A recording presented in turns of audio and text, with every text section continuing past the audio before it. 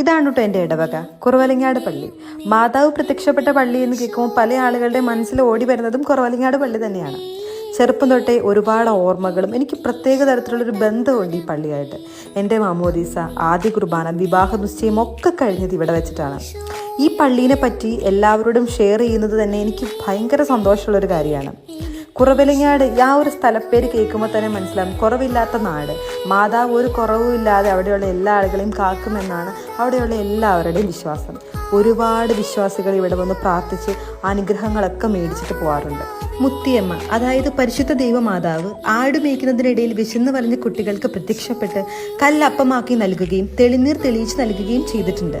ഈ കിണറിൽ നിന്നും വെള്ളം കുടിക്കുന്നവർക്ക് ഒരുപാട് സൗഖ്യവും ഉദ്ദിഷ്ട കാര്യങ്ങളൊക്കെ സാധിക്കും എന്നൊക്കെ ഒരുപാട് സാക്ഷ്യങ്ങൾ പറയാറുണ്ട്. ചരിത്ര പ്രസിദ്ധമായിട്ടുള്ള കപ്പൽ പ്രദക്ഷിണമൊക്കെ ഇവിടെ വെച്ചിട്ടാണ് നടക്കുന്നത്. ഈ ഒരു ഇടവക അംഗമാകാൻ സാധിച്ചു തന്നെ വലിയൊരു അനുഗ്രഹമായിട്ടാണ് ഞാൻ